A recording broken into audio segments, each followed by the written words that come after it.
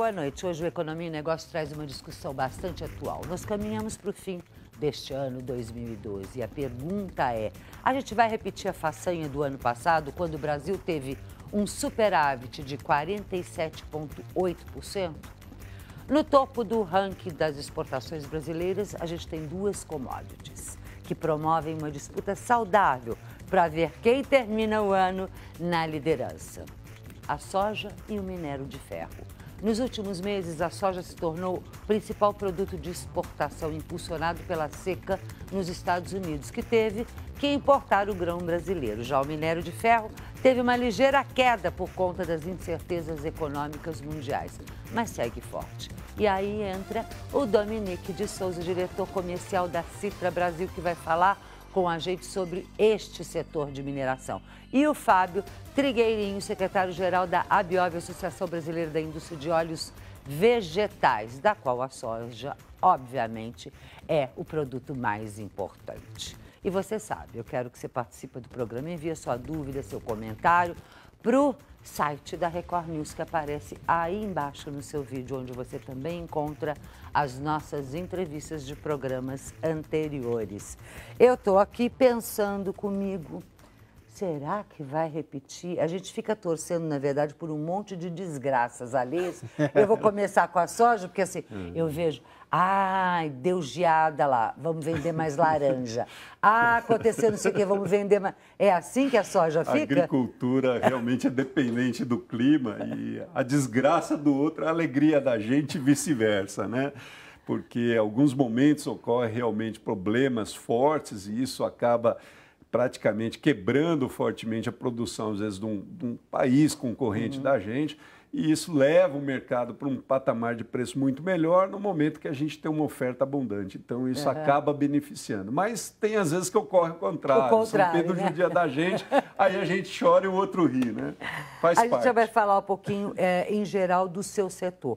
Mas minério de ferro já não é tão dependente nesta questão. Porém, é de outras, né? É da extração, é do tipo, é da mão de obra, etc. Como é que nós estamos hoje no Brasil? E mais do que isso, numa entrevista recente, a gente estava falando bastante do aprendizado do ser finito, ou seja, minério de ferro um dia vai acabar, né? Sim, sim. Apesar de ser um minério muito abundante, né, como você está falando, a gente tem um grande player aí que consome muito. E hoje o mundo está realmente amarrado nele, que é a China. Então a gente tem que tomar realmente muito cuidado como eles estão lidando, porque eles realmente vão dirigir e estão dirigindo para onde a gente está caminhando com essa commodity. Então, deu uma dor de barriga lá, a gente sente aqui. De novo, né? Quer dizer, não é a questão aí da temperatura influenciando na agricultura, mas é do humor que nesse instante está arrefecendo esse crescimento, né? Então, é que se a gente pensar, você vem crescendo durante uma década 2 dígitos. Isso é um crescimento enorme, mas eles continuam crescendo grande, só que diminuiu. Então as pessoas, por mais que, não, ele está indo no ritmo de 2 dígitos, 2 dígitos, 2 dígitos, agora um dígito é um grande problema. Não, não é um grande problema, é um problema para quem estava esperando 2 dígitos. Então eles continuam e vão continuar consumindo, está se prevendo que eles vão manter em 7,5%, talvez 7,6% ano que vem, porém é um dígito agora. Então a gente tem que se adequar, a economia tem que se adequar a isso.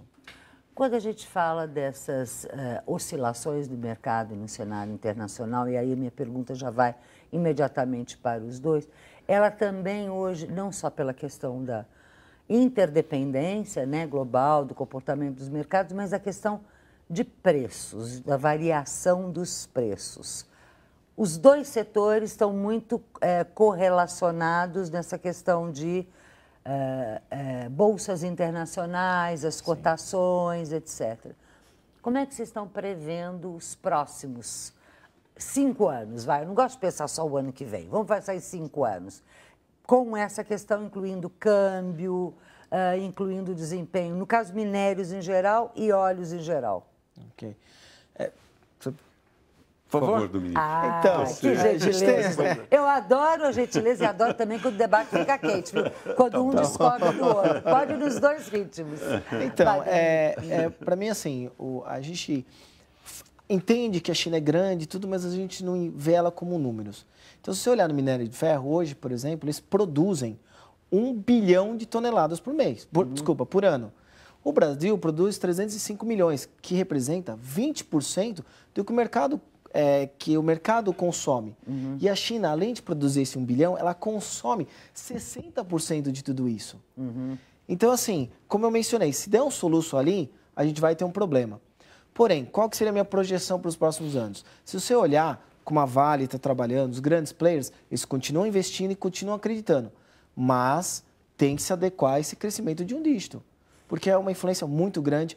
E aí a gente tem outros patamares, né? Como Espanha está com problemas agora, a gente está Grécia, Europa inteira. Então, a gente vai ter que deixar o mundo se ajustar para conseguir falar realmente a previsão vai ser tranquila. Porém, vai haver um ajuste. Quer dizer, na sua opinião, continuaremos crescendo, mas num ritmo menor, seria isso? Quer dizer, não é nem dizer que a gente teria problemas de desaceleração para o negativo. Exatamente. Eu não quero ser como Manteiga super otimista, mas a gente vai crescer, mas bem conservador, num ritmo bem conservador. Porque quem está mandando está crescendo agora, continua crescendo. Hoje, inclusive, vindo para cá, eu escutei na CBN que a China quer lançar um pacote novo para poder aquecer a economia mundial, porque eles sabem que se eles pararem, o mundo para. Mas também, se a China não conseguir exportar os produtos dela para a Europa e para os Estados Unidos, vai produzir para quem? Então, tem que acontecer essa adequação, mas minha visão, bastante otimista, mas porém conservadora, que vai se manter no mesmo patamar.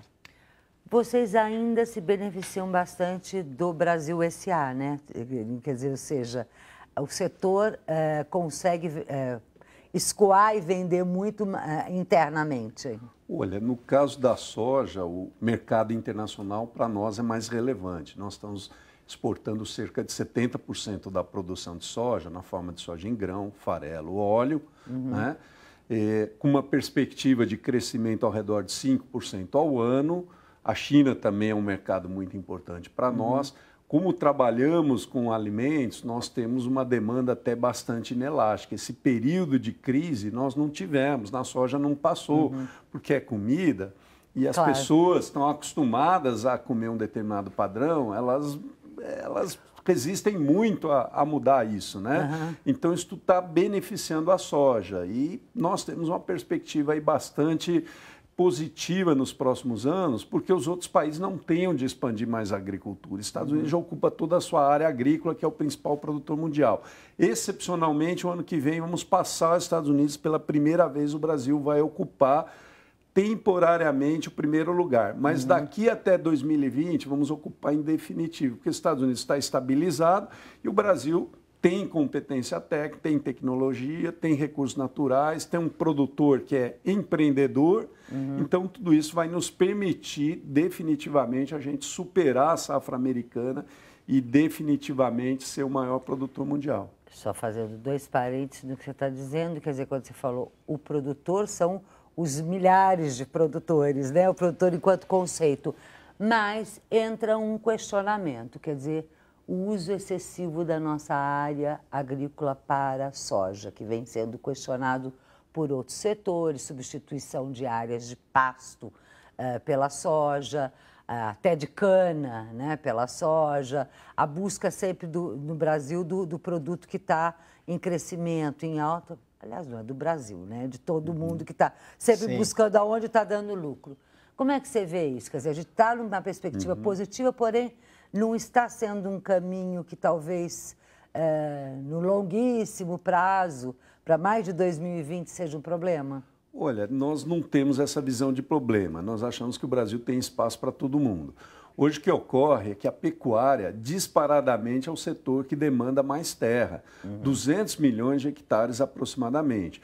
Só que tem uma parcela razoável aí que não está sendo conduzido de uma forma mais tecnologicamente adequada. Então, nós temos um volume já de terras degradadas que chega ao redor de 50 milhões de hectares. 50 milhões de hectares é a área que a gente ocupa com soja, com milho, com algodão, com arroz, com feijão, ou seja, com a agricultura de grãos como um todo. Então, a perspectiva é que nos próximos anos, por uma questão de mercado, o próprio mercado vai induzir um melhor uso da pecuária, com intensificação da pecuária, com a combinação com a agricultura, com silvicultura, ou seja, a integração disso tudo, e vai gerar um padrão tecnológico que vai liberar terra para as demais atividades, para a expansão da cana, da soja, do milho, de tudo. Né? Eu acho que é um rearranjo que o mercado vai fazer. Não há espaço mais para ser ineficiente. A pecuária ainda é o setor que tem uma dicotomia. Tem a pecuária mais avançada, onde o Brasil realmente é líder em algumas coisas, mas também tem a pecuária mais atrasada. Então, o próprio mercado, eu acho que vai fazer uma transformação gradual, trazendo todo mundo para a pecuária mais avançada e liberando terras. Você vê que no assunto que eu fui com ele entra esse misto de hoje da preocupação. Desde a soja brasileira transgênica, que eu não entrei nesse ponto, mas também a gente vai falar, antes questionada, a utilização do solo, a forma mais adequada, a questão de, enfim, a palavra está desgastada, mas a tal da sustentabilidade, né? Quando a gente fala em extração, seja ela qual for, né? Soa para o telespectador, para todo mundo uma coisa agressiva, tirar do solo para produzir alguma coisa. Como é que é para o seu setor essa questão da sustentabilidade da palavra de moda? Fátima, a empresa, a Citra, está há 25 anos nesse mercado e eu venho de TI, estou só há 2 anos. E eu entrei muito nesse ritmo, falei, poxa, mas... Você veio da indústria de tecnologia de informação. Tecnologia, exatamente. Porém, a Citra está há 25 anos e meu primeiro ritmo, assim, no primeiro ano, falou, nossa, como a terra aguenta a pancada, né? Porque eu ia em alguns eventos, aquelas máquinas gigantes que fazem realmente redemoinhos sugando aquele negócio.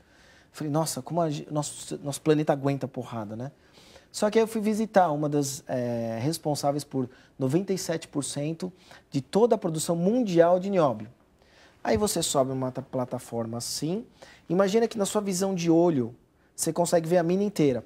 E eu não sei se você já viu aqueles caminhões que você, desse tamanho, a roda, eles têm 32 caminhões que vão e voltam o dia inteiro e você consegue enxergar aquilo nesse tamanho e tem produção ali para 200 anos. Então, ao mesmo tempo que você vê que aquelas máquinas são eficientes e tudo, a impressão que você tem que a hora que você entra e vê aquelas montanhas inteiras serem deslocadas, parece que tem muita coisa. Então, eu vejo assim, no caso do minério, a tecnologia ainda não é páreo para o que a gente consegue entregar em relação a áreas, a verdadeiras montanhas que a gente tem de minério. Porém, uma hora isso acaba. Eu sei que a última discussão que eu tive com um dos executivos, não, a gente está colocando uma tecnologia que a nossa mina, que ia durar 300 anos, vai cair para 150. 150 é um grande período, mas você está reduzindo em 50%. Então, é um risco grande. Porém, a preocupação ela se dilui a hora que você começa a ver essa magnitude. E aí que eu acho que a gente perde força na sustentabilidade. A gente tem grandes exemplos, Vale sempre preocupando com isso, mas a extração em si, ela não agride aos olhos a hora que você começa a ver a dimensão do que o nosso planeta entrega. Porém, está nos deixando cego, porque não estamos vendo que é uma pancada. E uma hora porque a hora que a gente gritar. faz a perspectiva, você só precisa fazer 2 gerações, você não precisa fazer mais que isso. A hora que eu faço minha filha, meu neto, acabou. Exatamente. Esse não terá mais o nióbio ou não vai ter. Vocês trabalham com quantos tipos de minérios? Excelente pergunta. A gente tem uma linha que a gente trabalha que são minérios que a gente fala de valor agregado. São minérios que a gente trabalha em menores quantidades, 10, 20, 40 toneladas por mês. Porém, queria até te explicar isso. Quando você fazer o aço, é meio que fazer uma receita de bolo. Você coloca um pouco de minério de cada um deles, bate aquilo, bota naquela fornalha enorme e sai a liga. Então, o que isso significa? Que a gente pega alguns cassiterita, xilita, wolframita, que são minérios que você vai tirar dali um negócio chamado ferro tungstênio, que vai colocar naquele pozinho ali e você vai gerar uma liga forte que vai, por exemplo, resolver a ponta da britadeira para ela não quebrar e quebrar o chão. Ou aquelas lâminas que você usa para quebrar concreto, o tungstênio entra ali. Então, o que a Citra adotou? Vamos trabalhar esses minérios de valor agregado. Então, hoje, cassiterita, que é o estanho, ajuda para evitar corrosões. O setor automobilístico usa muito. A parte de xilita e wolframita, que é o ferro tungstênio, como eu acabei de explicar. Cobre, que faz todos aqueles cabos de condutividade que consegue trazer e mandar eletricidade para cima e para baixo. Então, esses são minérios que a gente está usando de valor agregado e a gente exporta. E o que é interessante, apesar da China deter 75% da produção mundial, compram como ninguém.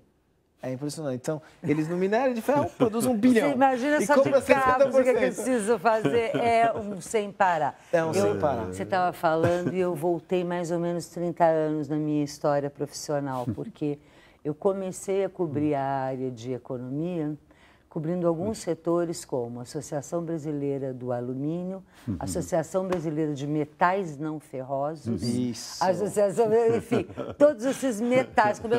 Eu vi todos eles Você era lá. metaleiro, E tive eu era metaleiro. E tive um professor maravilhoso chamado Antônio Hermílio de Moraes, que me levou a várias minas.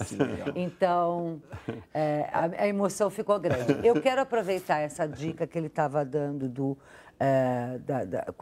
de quanto hoje tem do minério, valor agregado, etc., porque você falou há pouco da questão da soja. Hoje, 70% da nossa produção está sendo exportada, né? Isso.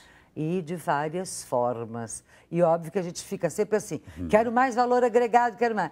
Dentre essas formas, do valor agregado mesmo da soja... O nosso desafio é transformar o farelo, que é um dos produtos do processamento da soja, em carnes, porque o farelo, a soja, a riqueza dela, o tungstênio dela, é a proteína. Na verdade, é uma planta que tem muita proteína e a gente come mais a proteína animal. Então, o que a gente quer fazer é a transformação dessa soja em farelo, que, por sua vez, vai alimentar frangos, suínos.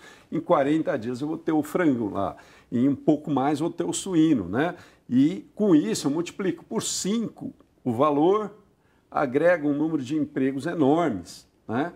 Só que nós temos dificuldade antes disso, porque a hora que eu vou fazer o primeiro processamento, que é transformar a soja no óleo que a gente conhece e no farelo, que são os 2 primeiros produtos, eu tenho uma bagunça de imposto no Brasil, uma dificuldade, porque está a indústria completamente onerada e a exportação da matéria-prima não. Então, hoje, infelizmente, o que eu tenho que te reportar é que nós estamos mandando essa nossa riqueza de volta para a China. A soja é originária da China. Nós absorvemos a tecnologia aqui, produzimos com muito mais produtividade do que eles, de uma forma sustentável, né?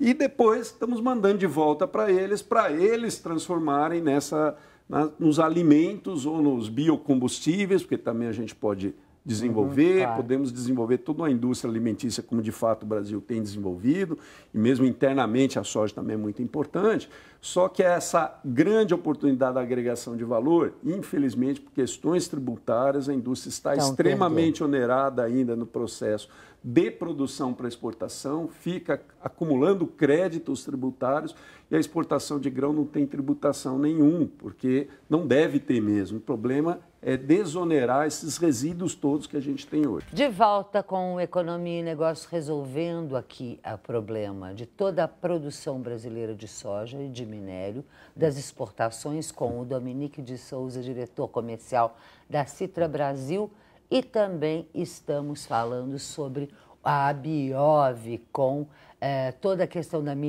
toda a questão dos óleos em geral, da soja, da tributação, que o Fábio Trigueirinho, secretário executivo da Abiov, estava dizendo que faz com que a competitividade seja menor, faz com que o Brasil esteja hoje, com tudo que desenvolveu, mandando de volta a soja para a China, de graça, para eles beneficiarem.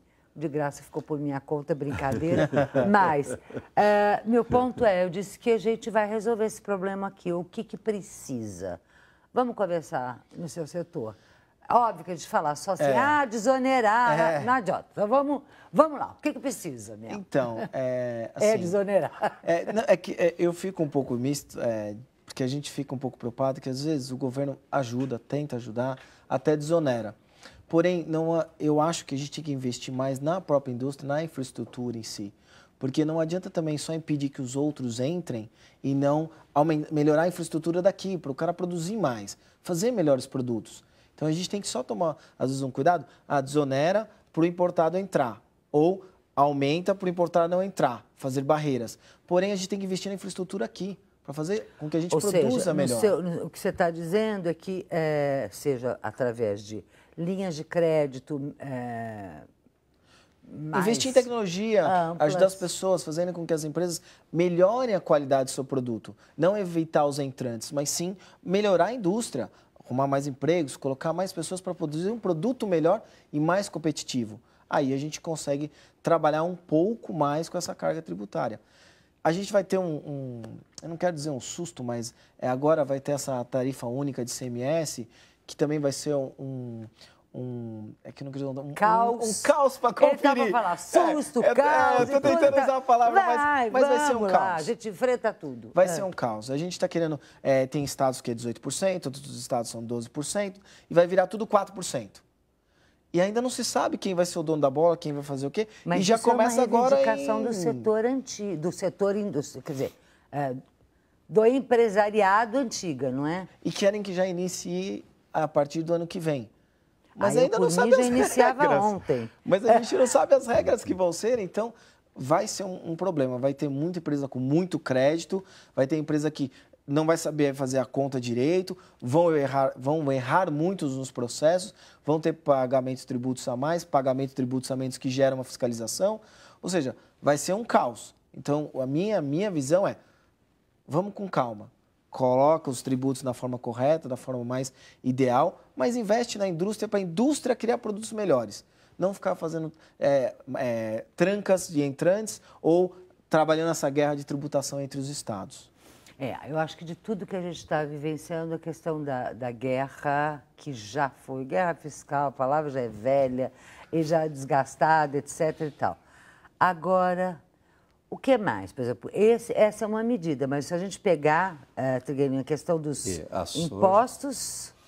A soja, só rapidamente, o que acontece? Quando eu compro a soja, levo de um estado para o outro para processar e fazer produto para exportação, eu sou onerado antes, eu tenho que pagar 12% de ICMS antecipadamente. Depois eu mando para o porto sem ICMS, só que eu já paguei, então eu fico com o mico na mão, aquele crédito, aquele dinheiro, eu já desembolsei. Aí eu vou num outro estado e peço de volta, ele não vai devolver, não devolve, nenhum devolve.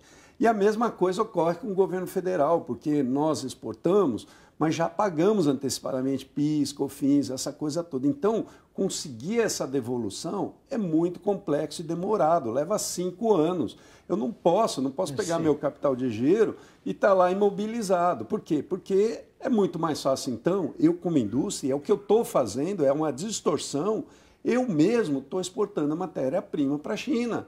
Por quê? Porque aí, se eu fizer isso na China, com a soja, eu não tenho esse problema. Eu mando para o porto já sem ICMS, não tem problema de PIS, COFINS, não pago nem o Fundo Rural, que é a Previdência Rural, que a gente normalmente, como indústria, tem que descontar do produtor rural, né? Aí não precisa tirar. Então, não há o mínimo de isonomia. O país está com a política invertida. O Brasil não tem política para agregar valor. Então, esse é o grande problema. Nós estamos jogando uma oportunidade fora, isso que a gente quer. E também sobre a parte da logística, também é muito importante. A gente que vai competir no mercado internacional precisa liderar custo.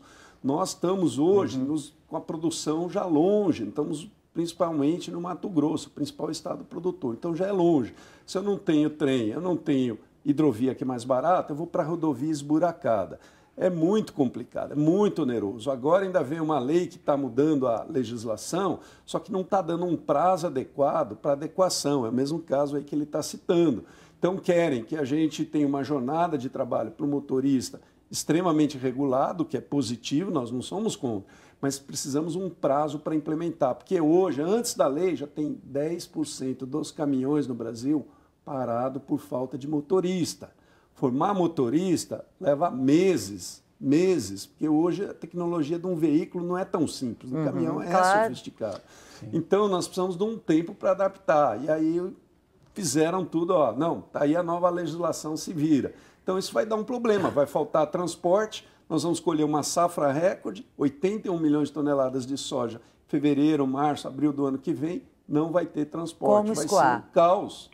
Então, a gente quer um pouco de prazo, vamos implementar, não tem problema, vamos implementar, vamos trabalhar, mudança é positiva.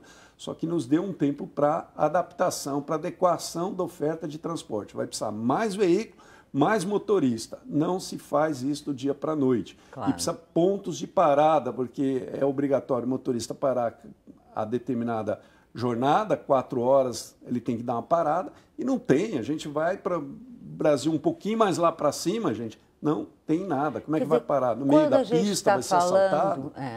A gente está falando desde o começo do programa nos mecanismos ou nas formas de você fazer o pouco de coisa boa que a gente vivenciou nos últimos anos de crescimento do país ser contínuo, seguro, prolongado, etc.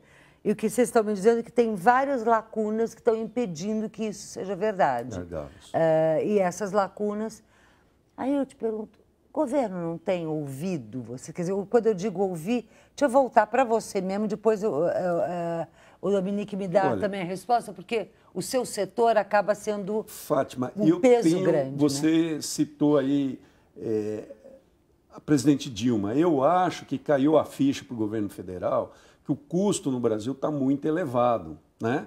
Uma série de coisas. A gente, como consumidor, sente hoje que se igualou aos países mais caros do mundo. Então, há uma preocupação nova, recente, de promover reduções de custo. Nós tivemos recentemente energia elétrica, né? Tivemos essa parte de infraestrutura, também o anúncio de um pacote, vamos chamar assim, de concessões de ferrovias, rodovias, porque se o governo não tem condições de investir pesadamente, deixa o setor privado. Então, agora, a meu ver, está faltando a parte tributária, né, que o governo está começando a conversar, né, mas precisava ser um pouquinho mais ousado. Né? Está se falando, não, vamos juntar o PIS e COFINS. Só juntar não adianta. Tem que melhorar a estrutura.